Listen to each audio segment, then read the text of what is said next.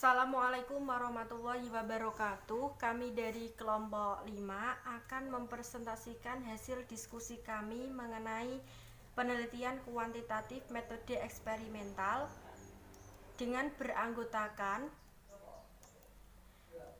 Uzlifatun Nikmah, Nihlatis Zakiyah, Rosmaya Rafida Al-Husna. Pengertian kuantitatif metode eksperimental: suatu metode penelitian yang berusaha mencari hubungan variabel tertentu terhadap variabel lain dalam kondisi yang terkontrol.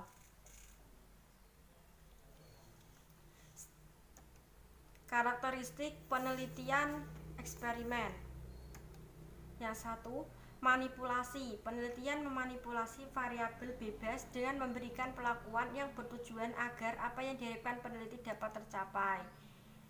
Kontrol atau pengendalian dilakukan dengan menambahkan faktor lain. Faktor lain disebut juga sebagai variabel kontrol. Variabel kontrol biasanya digunakan untuk membandingkan. Variabel kontrol ini dikendalikan sehingga pengaruh variabel independen terhadap dependen tidak dipengaruhi faktor lain yang tidak diteliti. Yang ketiga, pengamatan. Setelah beberapa kali diberi perlakuan, maka peneliti melakukan pengamatan untuk menilai pengaruh. Jenis-jenis penelitian eksperimental: pre-eksperimen. Desain ini belum merupakan eksperimen yang sesungguhnya. Hal ini dikarenakan masih terdapat variabel luar yang ikut berpengaruh terhadap variabel dependen.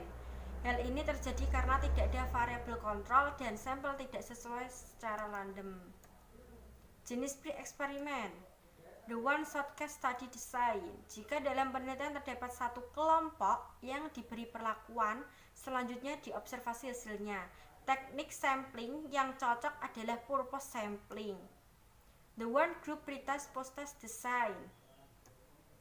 Jika dalam penelitian terdapat suatu kelompok yang diberi perlakuan selanjutnya, bermaksud untuk membandingkan keadaan sebelum dan sesudah perlakuan, atau lebih akurat jika dibandingkan dengan desain sebelumnya.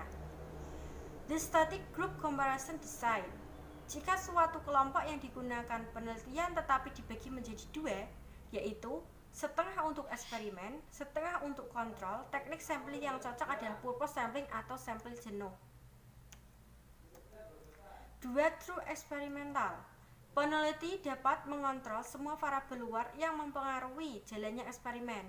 Adapun ciri-ciri sampel yang digunakan diambil secara acak atau random.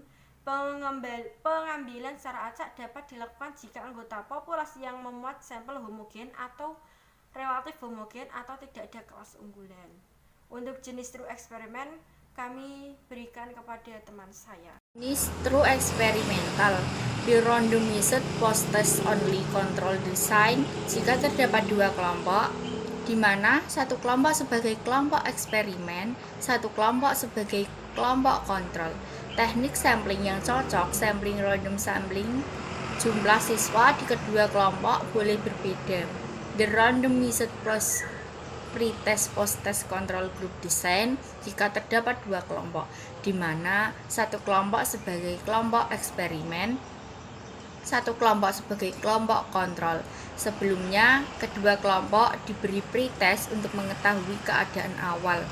Di akhir diberikan post-test, teknik sampling yang cocok, sampel random sampling, banyak sampel tidak harus sama. Soal pre dan post boleh sama. Soal kelompok X dan kontrol harus sama. Selanjutnya ada kuisi eksperimental.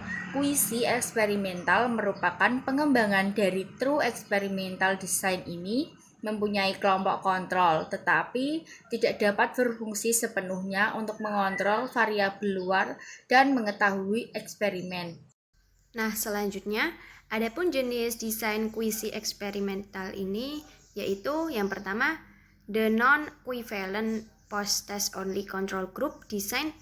Itu terdapat dua kelompok. Yang pertama, kelompoknya diberi perlakuan, sedangkan kelompok lain tidak diberi perlakuan. Teknik sampling yang cocok untuk jenis ini yaitu cluster random sampling atau acak kelas.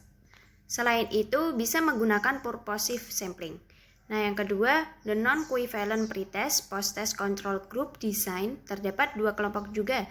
Kelompok satu diberi perlakuan dan kelompok lain tidak diberi perlakuan. Selanjutnya, kedua kelas diberi pretest dan post-test. Teknik sampling yang cocok yaitu Clutter random sampling atau acak kelas. Selain itu, bisa menggunakan purposive sampling. Yang terakhir, teknik pengumpulan data. Teknik pengumpulan datanya bisa berupa tes, observasi, pretest, dokumentasi, serta wawancara. Penelitian eksperimen valid jika yang pertama, hasil yang dicapai hanya diakibatkan karena variabel bebas yang dimanipulasi secara sistematis. Nah, yang kedua, valid jika hasil akhir harus dapat digeneralisasi pada kondisi eksperimen yang berbeda. Nah, yang ketiga, perlu dua syarat, yaitu validitas internal serta validitas eksternal. Sekian presentasi dari kelompok 5. Apabila ada kesalahan mohon dimaafkan.